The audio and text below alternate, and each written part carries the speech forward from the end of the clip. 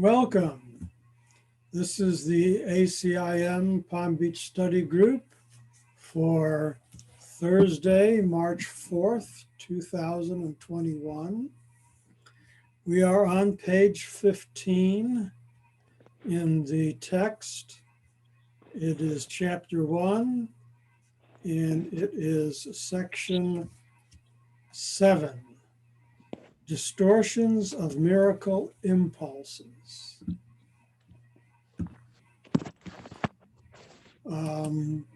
You will all be muted. Thank you for joining us this evening. When I ask if there are comments or questions, please unmute yourself to speak. So to start our reading. Your distorted perceptions produce a dense cover over miracle impulses, making it hard for them to reach your own awareness. The confusion of miracle impulses with physical impulses is a major perceptual distortion. Physical impulses are misdirected miracle impulses. All real pleasure comes from doing God's will. This is because not doing it is a denial of self. Denial of self results in illusions, while correction of the error brings release from it.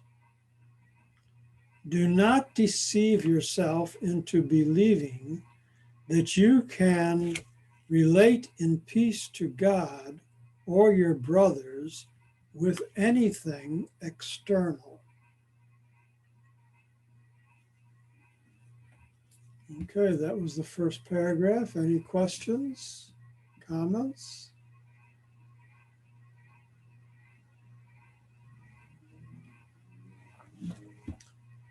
Well, I'm going to go over it again then and rephrase it, try to clarify it. Your distorted perceptions, so those would be your ego perceptions, produce a dense cover over miracle impulses, making it hard for them to reach your own awareness.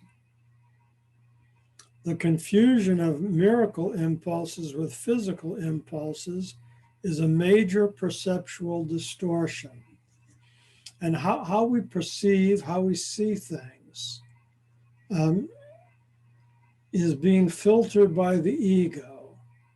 And so there's opportunities for miracles to come up, forgivenesses to be done, but that they get distorted and they get covered up by the ego, who really doesn't want you to know about them or be aware of them.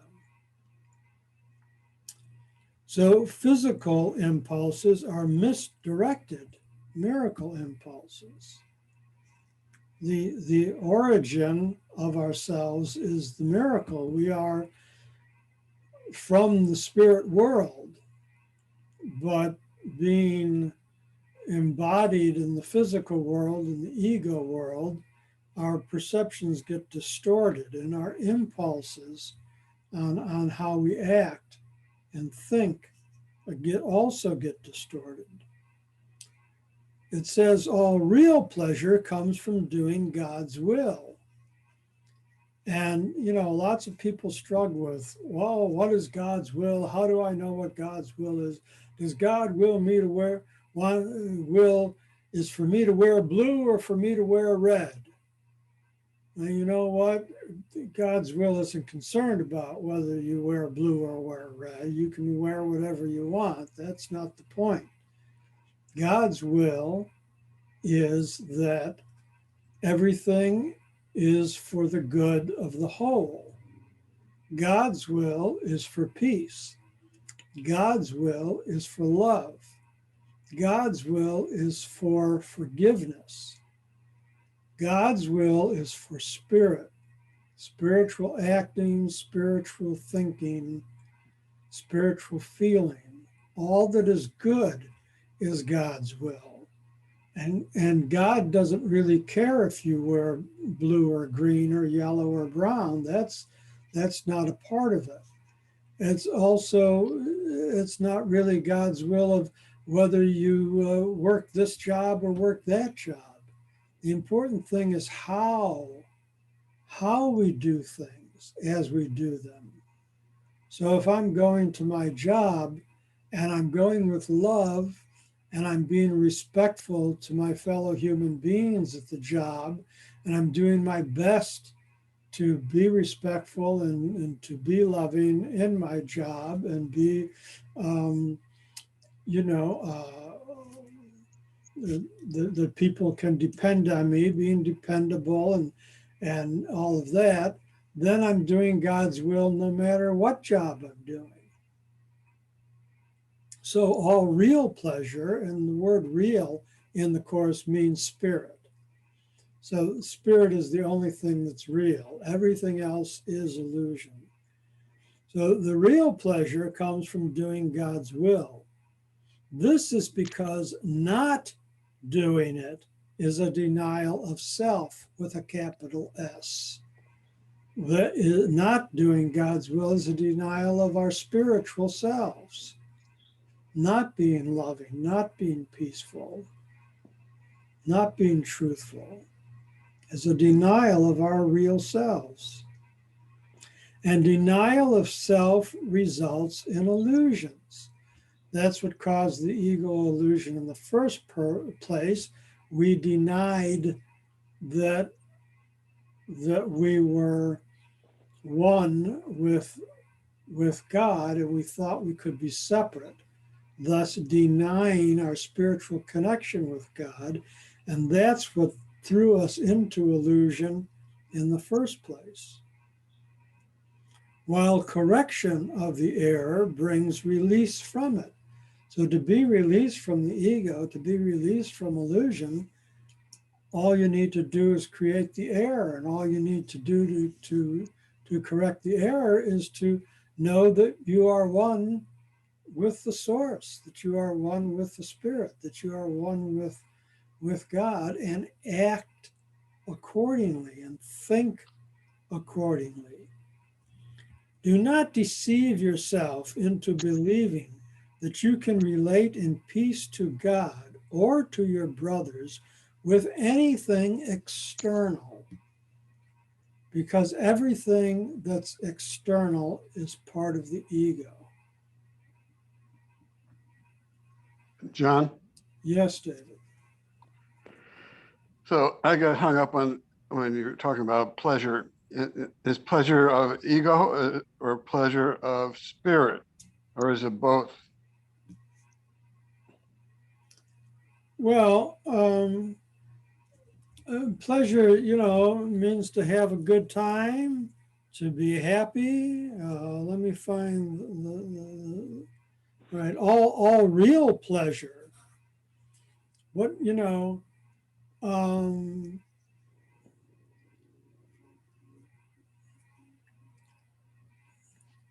don't think of it in just the ego sense, but think of spiritual pleasure. Feeling fulfilled, feeling happy and joyous, feeling full of love, feeling at peace.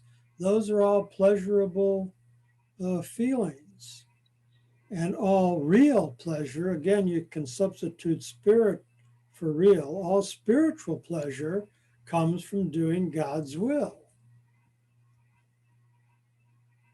Ego pleasures are bound up in the physical world, but those pleasures are illusions. They're not real pleasures.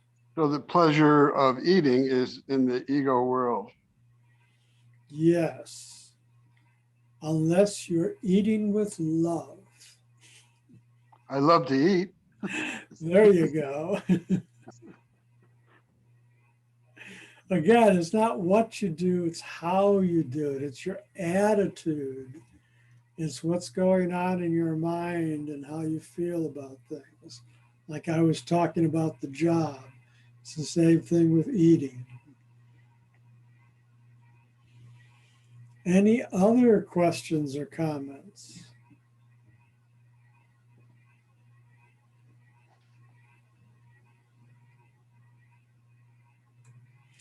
Well, okay then, let's go on to paragraph 2. Child of God, you were created to create the good, the beautiful, and the holy. Do not forget this.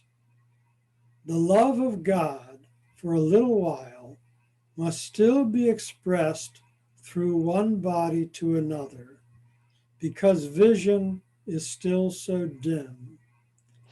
You can use your body best to help you enlarge your perception so you can achieve real vision, of which the physical eye is incapable.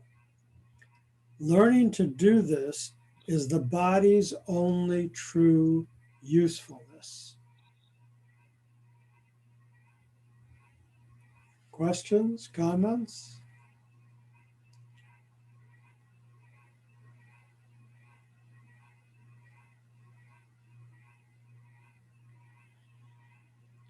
Okay, so we were created to create the good, the beautiful, and the holy. And don't you forget it.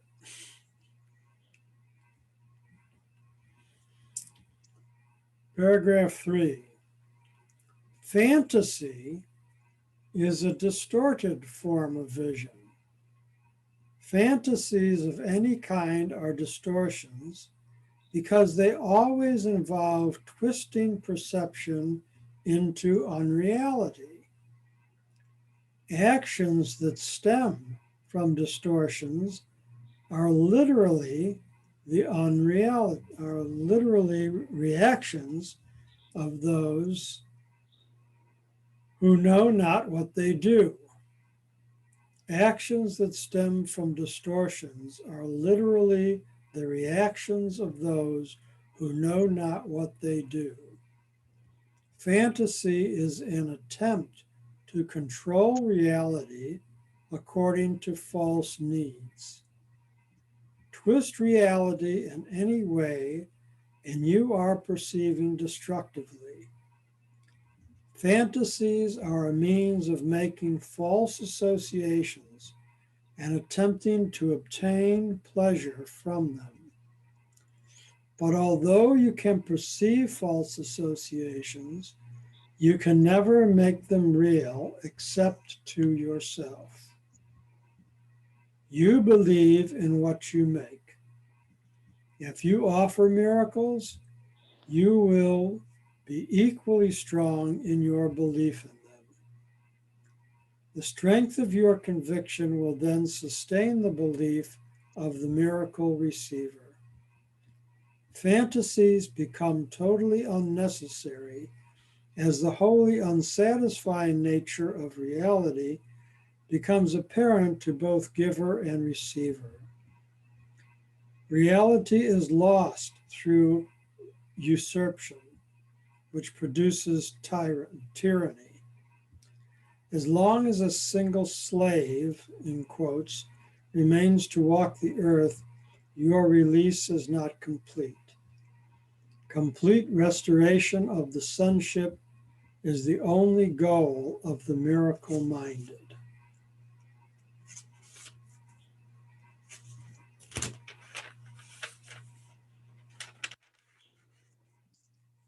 Any questions there?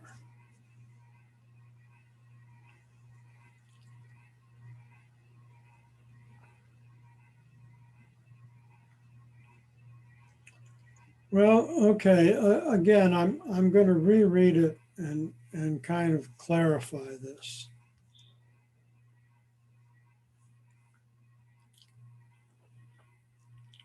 Fantasy is a distorted form of vision. So the fantasy is really the ego world.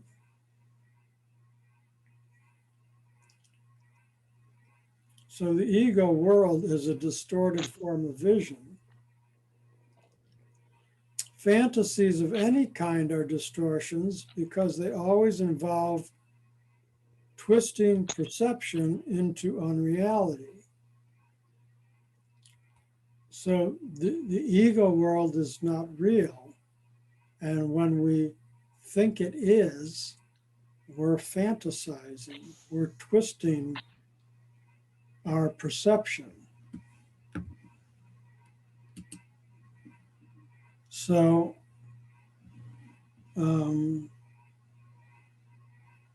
actions that stem from distortions are literally the reaction of those who know not what they do.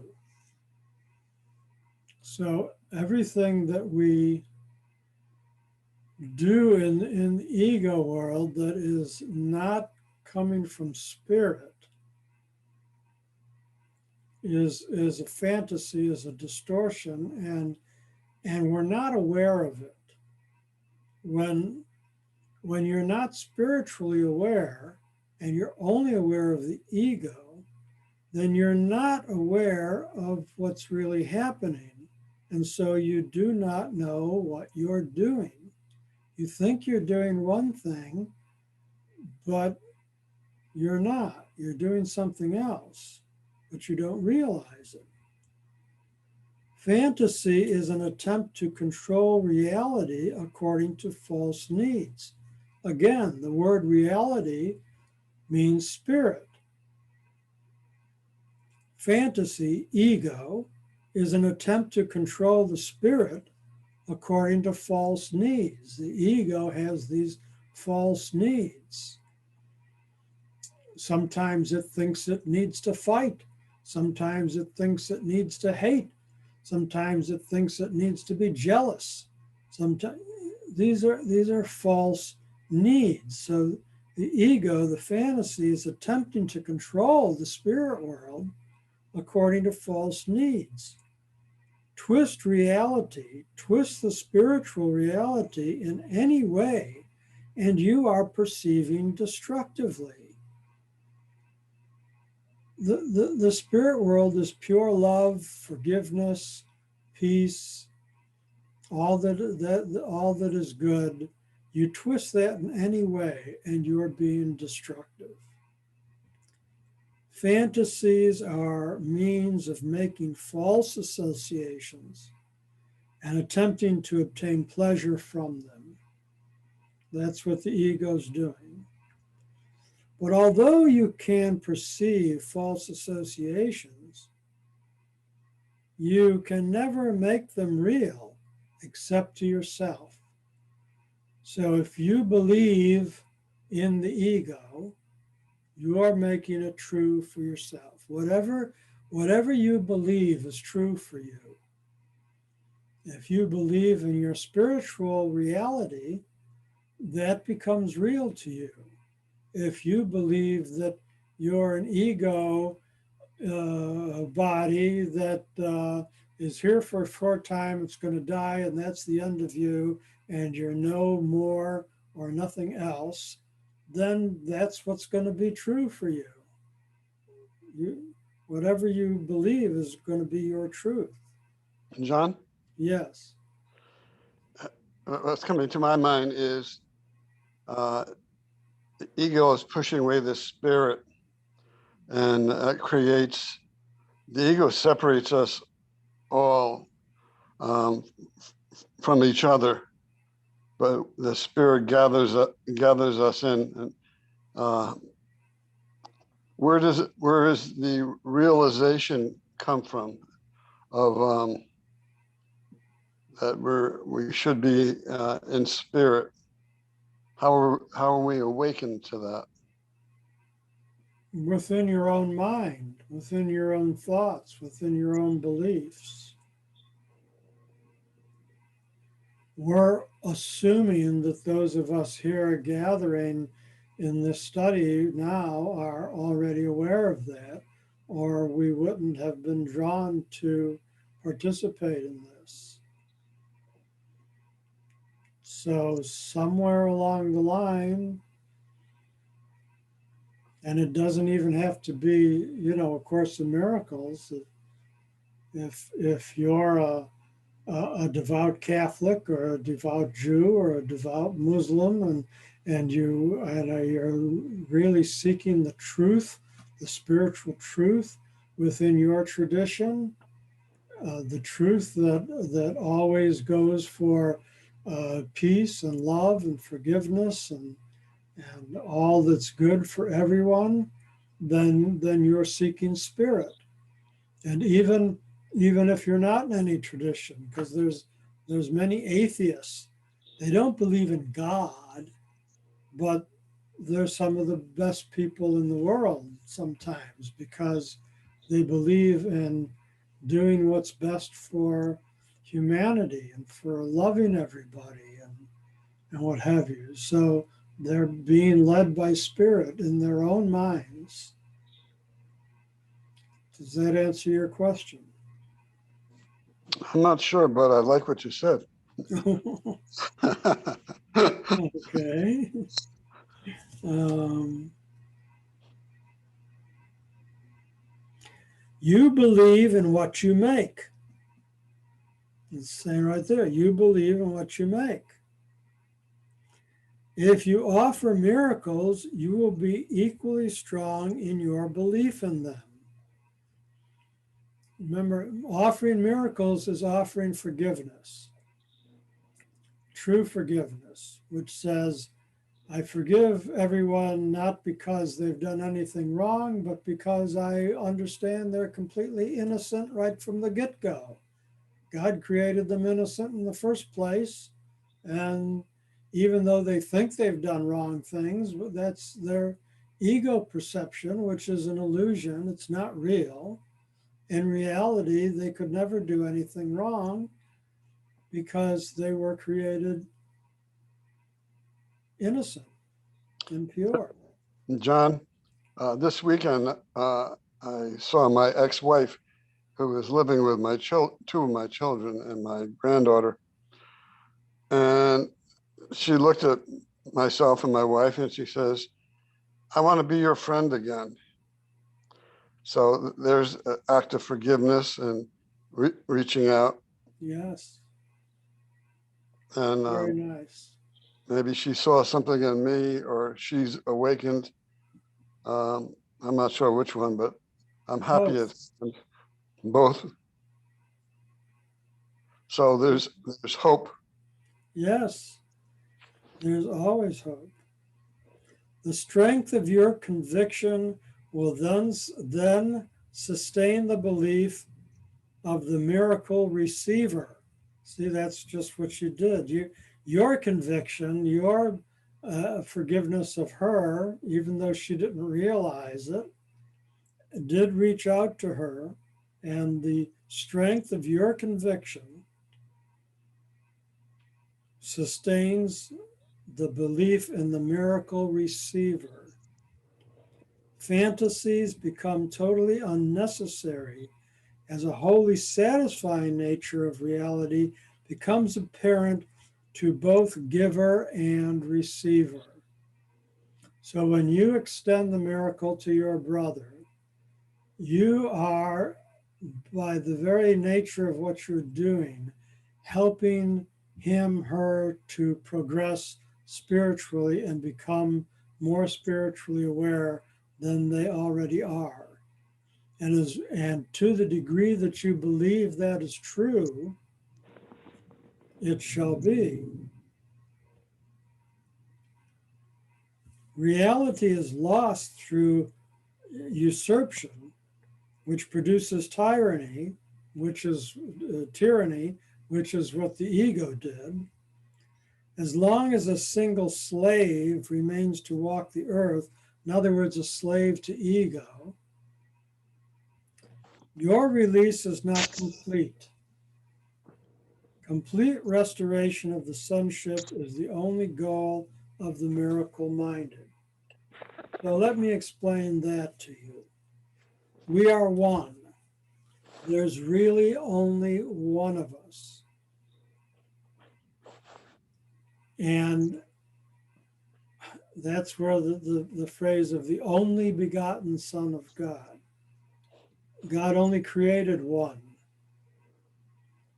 but we fractured. So in other words, no one of us is a whole. Every single one of us is a fraction of the whole. Billions of people on the planet. I'm 1 billion. How many billions of people? 7 billion? I'm 1/7 billionth of a fraction of the whole. And so are you. And so the complete reunification of all of the fractions, that's what has to happen for there to be complete restoration of the sonship. And that's our goal. And it's going to take time. But as each one of us reaches that goal, then we add to it. It's kind of like, okay, so it's like there's a big magnet,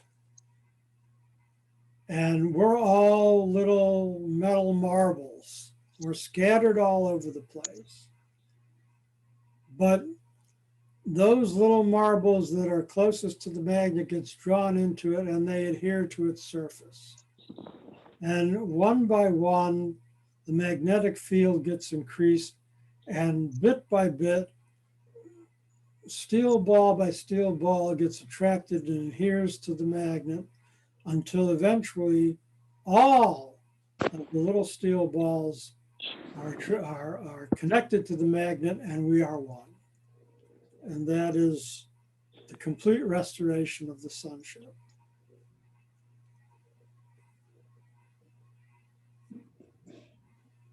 Any questions? Any comments?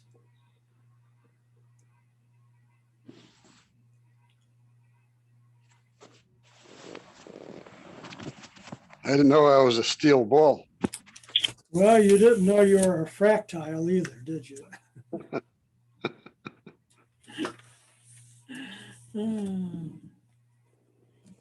All righty, we're turning the page. We're on page 16. We're on paragraph 4. This is a course in mind training. All learning involves attention and study at some level. Some of the later parts of the course rest too heavily on these earlier sections not to require their careful study. You will also need them for preparation. Without this, you may become much too fearful of what is to come to make constructive use of it. However, as you study these earlier sections, you will begin to see some of the implications that will be amplified later on.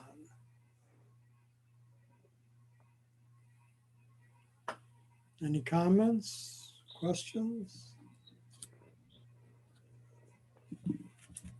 For me, it's a lot of repetition, and you know, interpreting it, and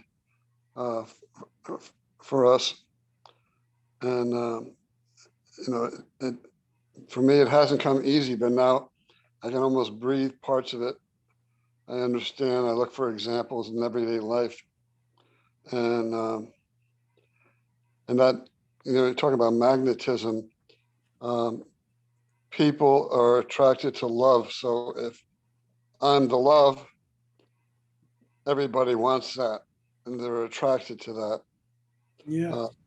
That's one of the major messages I've gotten. And I talk about love. I write about love, and I am love. And I'm not 100%. You know, they still have that ego hanging around. But but you're trying, and that's the important part. You're you're actively engaged in learning. You're actively engaged in in changing your thought patterns and your behavior patterns to become more spiritually involved. And there's nothing more we can ask of you at this time because that's the journey.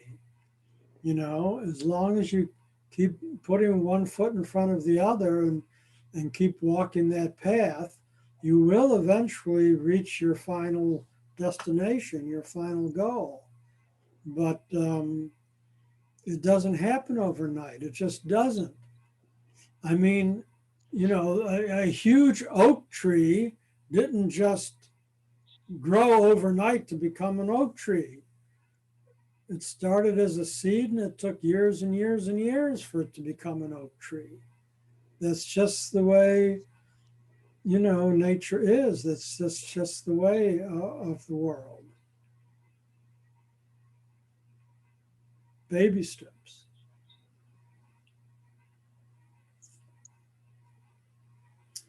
Anyone else care to comment?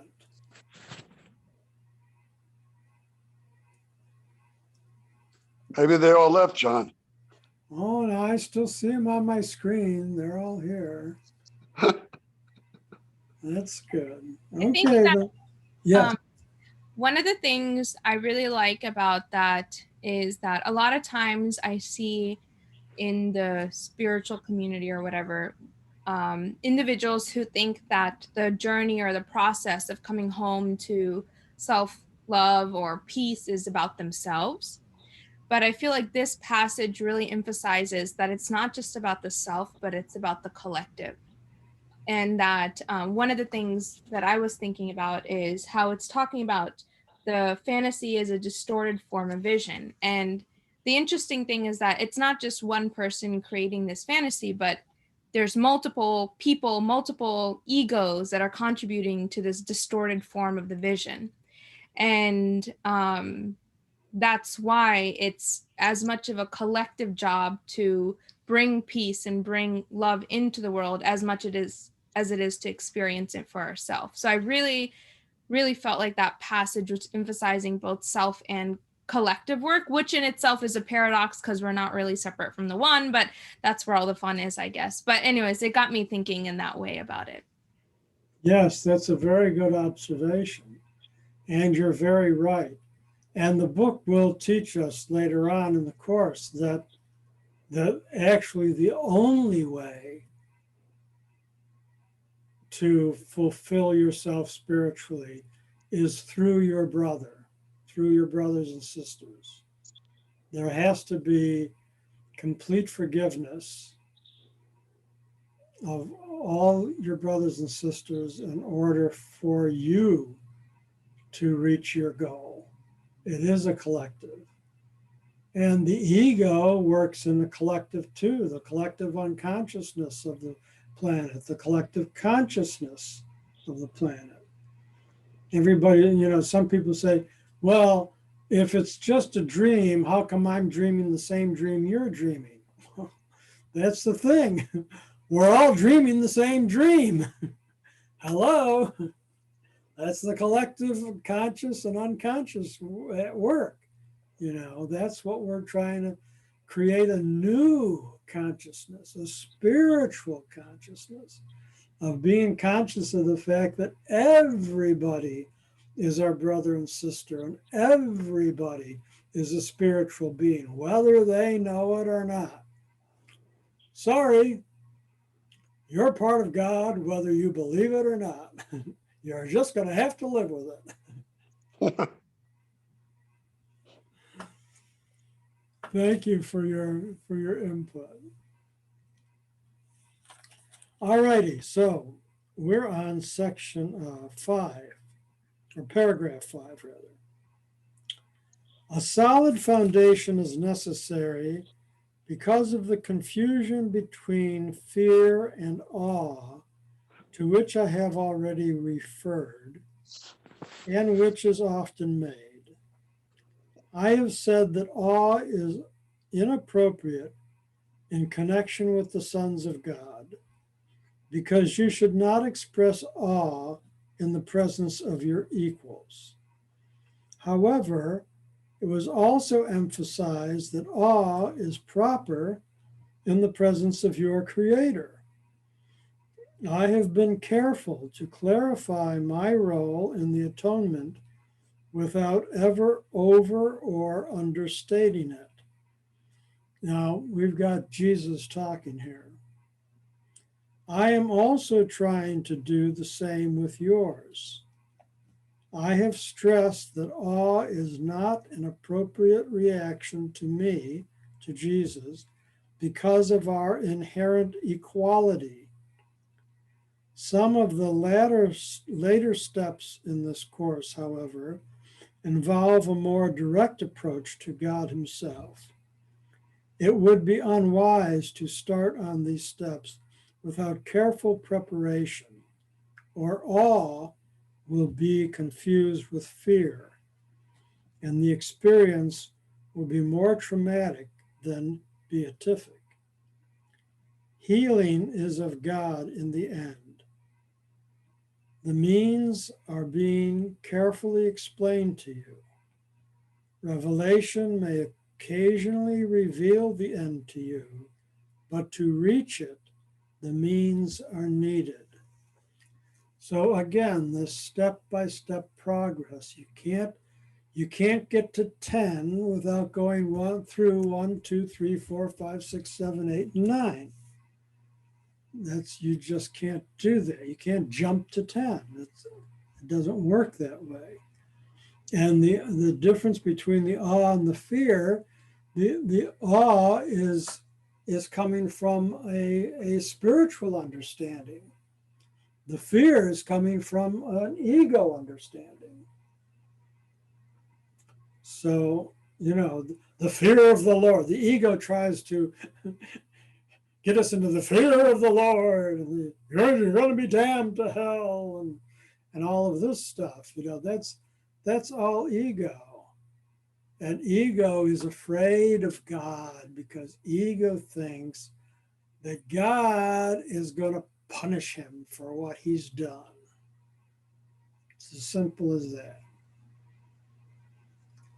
But the Course is teaching us that God's never going to punish us because God knows that we're just dreaming, that everything we're doing here in the ego world is just a dream, and that it's not reality. And the reality is He created us perfect.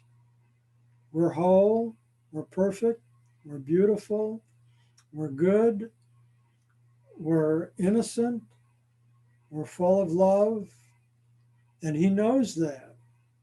But unfortunately, we thought otherwise, and we have free will, so we could think otherwise if we wanted to, but all that did was cast us into this dream state, this illusion of ego. And now we're afraid that if we go back to God, He's going to punish us. That's just ego thinking. So as we close out this chapter, and this is the end of chapter 1, are there any questions or comments? I have a comment. Yes, David. You brought to mind where that I was born as a sweet, innocent baby. And then I had this image of filling up my ego and growing to an adult. And that's the physical side of ego, because I'm filled with ego. I don't have an ego when I'm born. All I have is the love or the spirit. There's more to this, which just escaped my mind as I thought of other thoughts.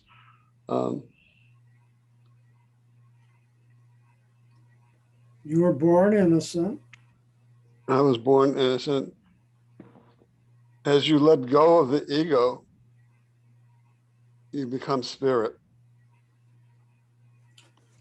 And you're not that body or that material being. You return to spirit, like when you were born or before you were born. This is the physical image I'm getting out of all this. Okay.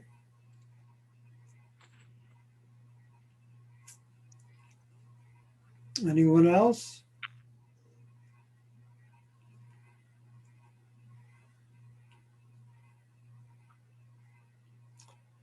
All righty, well, we've got about 15 minutes left.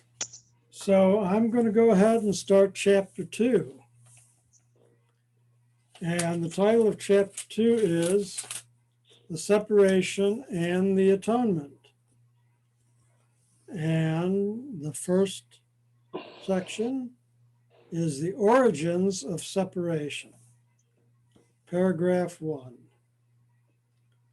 To extend is a fundamental aspect of God, which he gave to his Son. In the creation, God extended himself to his creations and imbued them with the same loving will to create. You have not only been fully created, but have also been created perfect. There is no emptiness in you. Because of your likeness to your Creator, you are creative. No child of God can lose this ability because it is inherent in what he is. But he can use it inappropriately by projecting. The inappropriate use of extension or projection occurs when you believe that some emptiness or lack exists in you and that you can fill it with your own ideas instead of truth. This process involves the following steps. Before we get into those steps, any questions?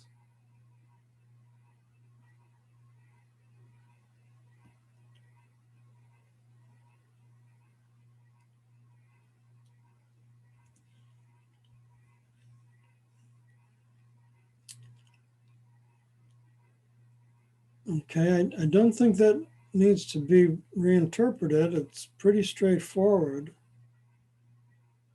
So, first, you believe that what God created can be changed by your own mind.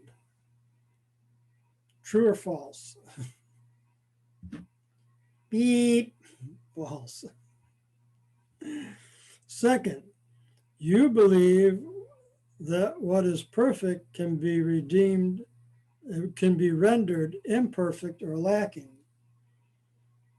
Beep. False. When he says you, he's talking to the ego you. So let's rephrase it a bit. First, your ego self believes that what God created can be changed by your own ego mind. Second, your ego you believes that what is perfect can be rendered imperfect or lacking. Third, you believe that you can distort the creations of God, including yourself. And fourth, you believe that you can create yourself and that the direction of your own creation is up to you. These are all ego thoughts, and this is how the ego thinks. It seems like there's a theme of control in this. Like a control, like, oh, I can change this, or, I can control someone by projecting my opinions or whatever ego does, or it seems like there's a theme of control, at least from what I'm observing. Well, that's very perceptive of you because the ego is very controlling. I mean, that's what it does. The ego fights tooth and nail to control you. Your ego self does not like you right now studying these words. Okay? Your ego self is back there scouring, saying, I don't like these, I don't like what's going on over here. Yeah, the ego self is very controlling. That is very perceptive of you.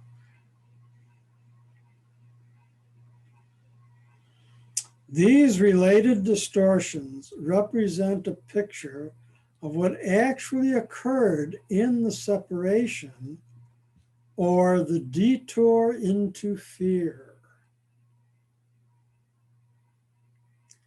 None of this existed before the separation, nor does it actually exist now. Everything God created is like Him. Extension, as undertaken by God, is similar to the inner radiance that the child of the Father inherited from Him.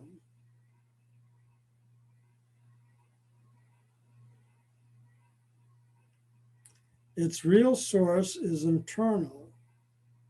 This is as true of the Son as of the Father. In this sense, the creation includes both the creation of the Son of God and the Son of God's creation when his mind is healed. This requires God's endowment of the Son with free will, because all loving creation is freely given in one continuous line, in which all aspects are of the same order.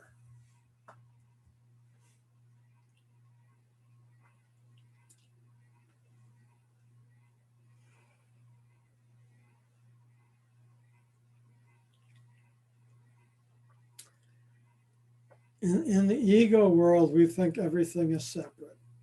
I'm me, you're you, he's he, she's, they're them. Everything is separate. And in the ego world, we have this this idea of creation of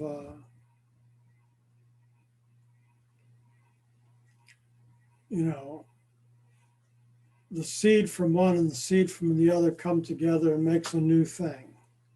And that's separate from the two that created it. And there's this process of creation and procreation. But what the Course is telling us is that that's not really the modality that's happening here. God didn't create something outside of himself. He merely extended himself. So stop and think of an amoeba, a one-celled organism, and it extends itself. But the self that it extended in the amoeba, because it's in the ego world, pops off of it and becomes its own separate self. But in God's world, the extension never separated from the extendor. We are God's creation because he extended himself to create us. But we never went off separately from him. As far as he's concerned, we are still connected unto him. So now think of that amoeba that's separated, but that there's an umbilical cord between it and the original amoeba. And it got extended, but it's still connected. So that's kind of like a metaphor, an illustration of the way we were created. So if God extended himself to create us, then we are everything that God is. And that's the key understanding here.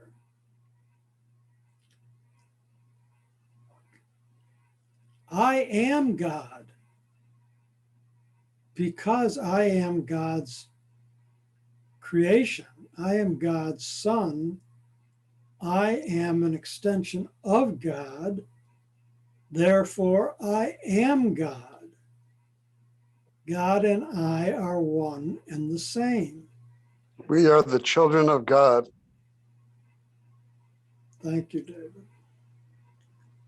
Now, for the ego self to say, I am God, is a completely different meaning from the spiritual self saying, I am God. Again, it's a matter of perception. But if you think of yourself that way, if you can look in the mirror and say, I'm looking at God, well, good for you. You don't have to say it out in public, but you can say it to yourself as much as and often as you like. I love myself. You do. It's the same thing. That'd be a good exercise, looking in the mirror every morning and saying, I love myself. Yes.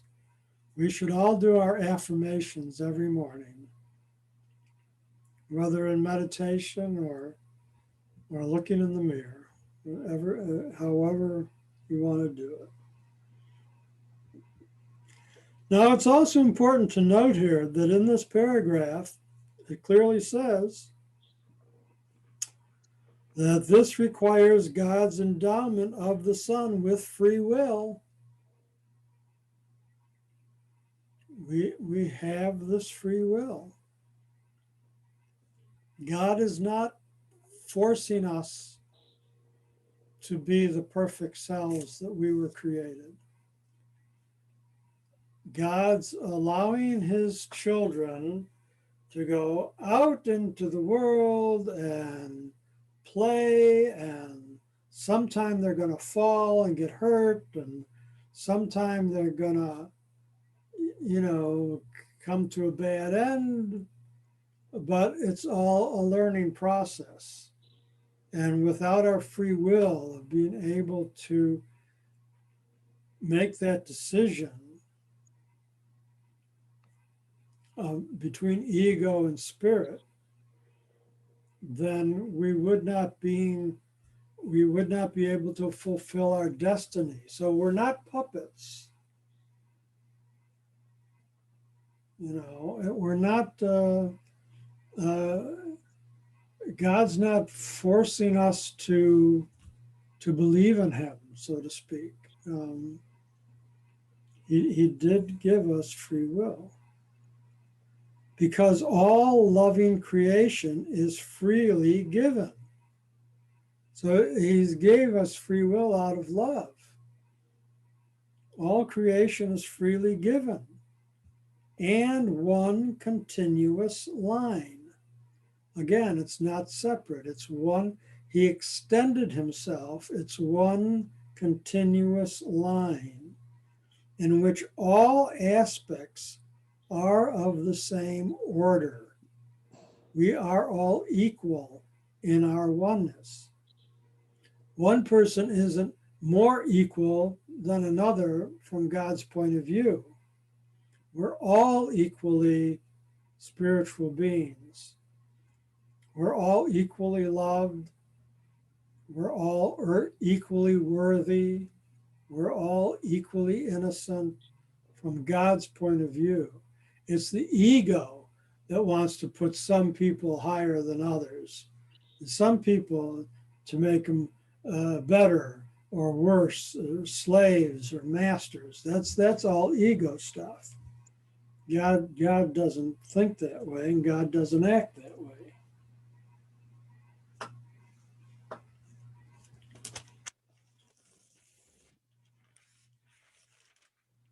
Are there any questions or comments? We are coming to the end. I think we'll pick up with paragraph 3 next week.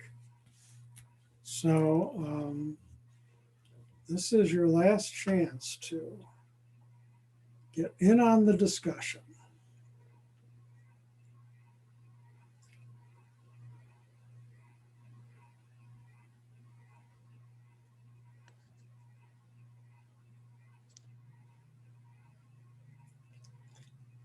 Well, nobody's saying anything, so even David is quiet. So What do you say?